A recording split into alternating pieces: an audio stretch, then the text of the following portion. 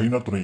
அடுத்து என்ன நடக்க போகுது அப்படின்னா, ஒரு வழியா பல்லவனை கோயிலுக்கு அழைச்சு போய் சமாதானப்படுத்தி வீட்டுக்கு அழைச்சிடாங்க நிலா. பல்லவன் எப்போது போல கொஞ்சம் நார்மலா இருக்கான். அதை பார்க்க சேரன் சோழன்ட்ட போயிட்டு, பாத்தியா பல்லவா, பல்லவன் இப்பதான் கொஞ்சம் நிம்மதியா இருக்கான். அவன் மூஞ்சில பாரு, பல சிரிப்பு தெரியுது. அதுக்கெல்லாம் காரணம் யார் தெரியுமா? யாருன்னு? எல்லாம் நிலா தாண்டா. நிலா இந்த குடும்பத்துல நமக்காக நிறைய விஷயத்த மாத்திக்கிட்டு இருக்கா. பல்லவன் ஒரு பக்கம் அப்படியே உடஞ்சி போய் வீட்டு விட்டு போயிட்டு வீட்டுக்கே வரல, அவன் காணும் அப்படின்னதும் நான்லாம் துடிச்சு போயிட்டேன்டா. பல்லவன் அவ்வளவுதான், இனிமே நம்ம கூட வருவானா வரமாட்டானான்னு நான் அப்படியே ஒரு பக்கம் ஒரு மாதிரி ஆயிடுச்சு எனக்கு. பல்லவா, நான் உன்கிட்ட ஒண்ணு மட்டும் சொல்றேன்டா.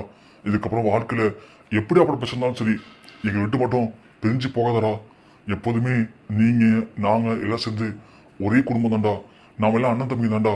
நீ பிரிஞ்சு போனது எனக்கு எவ்வளவு கஷ்டமா தெரியுமா இருந்துச்சு. அந்த நேரத்துல கரெக்டா நிலா மட்டும் நீ பீச்சுக்கு தான் போயிருப்பேன்னு சொல்லாம வந்திருந்தா உன்னை கண்டுபிடிச்சிருக்க முடியாது. நீயும் ஏதாவது தப்பான முடிவு எடுத்துருப்படா.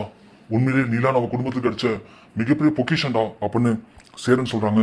உடனே பல்லவனும், ஆமாண்ண, அண்ணி மட்டும் இல்லைன்னா நம்ம குடும்பத்துல நிறைய பிரச்சனை இருக்கும். அண்ணி தான் என்கிட்ட பேசி புரிய வச்சாங்க.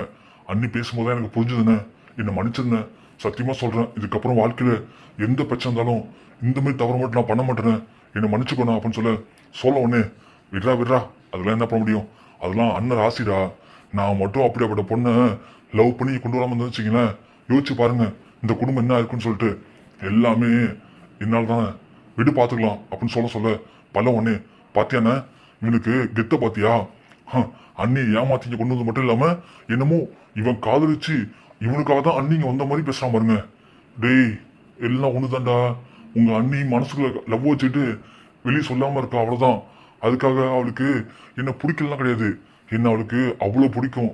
ஏதோ சின்ன பசங்களா இருக்கீங்களே, சொன்னா நீங்க தப்பா நினைச்சுக்கணும்னு சொல்லி உங்க அண்ணி சொல்லாம இருக்கா அப்படின்னு நம்ம சொல்ல பல்லவனே, பாத்தியானே குப்பருக்கு வந்தா கூட மீசையில மண்ணே விழாத மாதிரி பேசுறத பத்தி நம்ம சொல்லணும்னு, அது கெத்து தானே சொல்லணும் உண்மையாவே அப்படின்னு கலாச்சிட்டு இருக்காங்க. அப்படி கலாச்சிட்டு இருக்கும்போது எய்தாப்புல இவன் நிக்க தெரியாம, என்னடி அந்த வீட்டுல சிரிப்பு சத்தம் கேக்குது, நேத்து தான் அடிச்சுக்கிட்டானுங்க, நீ சிரிச்சிட்டு இருக்கானுங்க, என்ன மாநாட்டு குடும்பமோ தெரியல, எல்லாம் அந்த நடேசம் பண்றது. நேற்று தான் நான் விஷயம் கேள்விப்பட்டேன்.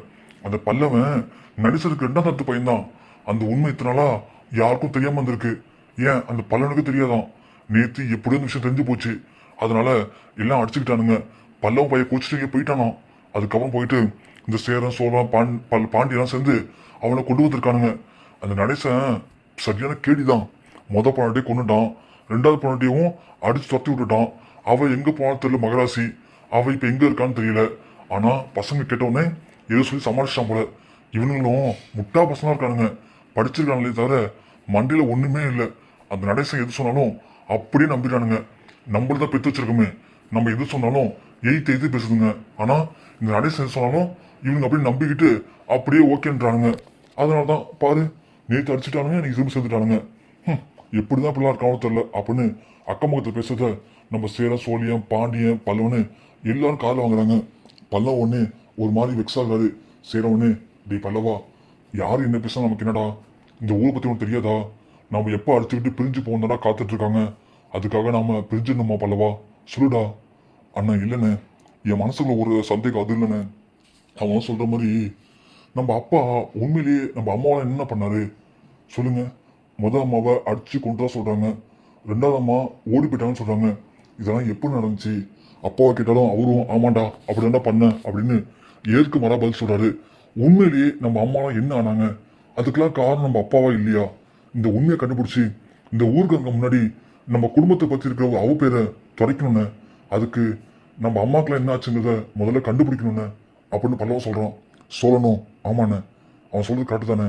இந்த ஊருக்காரங்க ஆகும்னா நம்மளை மடக்கிறதே இதை வச்சுதான். ஃபர்ஸ்ட் உண்மையாலுமே நம்ம அப்பா என்ன பண்ணாரு அதை நம்ம தெரிஞ்சுக்கிட்டே ஆகணும். தெரிஞ்சுக்கிட்டா மட்டும்தான் இந்த மாதிரி பேசுறவங்க முன்னாடி நம்ம கெத்தா பேச முடியுங்க அப்படின்னு சோழன் சொல்றாங்க. உடனே சரிடா, நம்ம கண்டுபிடிக்கலாம், கண்டிப்பா கண்டுபிடிக்கலாம், கண்டுபிடிச்சு இவங்க மூஞ்சில நாம கரிய பூசலாம்டா. அது வரைக்கும் இதை பத்தி இனிமே யாரும் பேச வேணாம், புரியுதா? வாங்க உள்ள போய் சாப்பிடலாம் அப்படின்னு சேரன் எல்லாரையும் சாந்தப்படுத்தி வீட்டுக்குள்ளே அழைச்சு போறாங்க.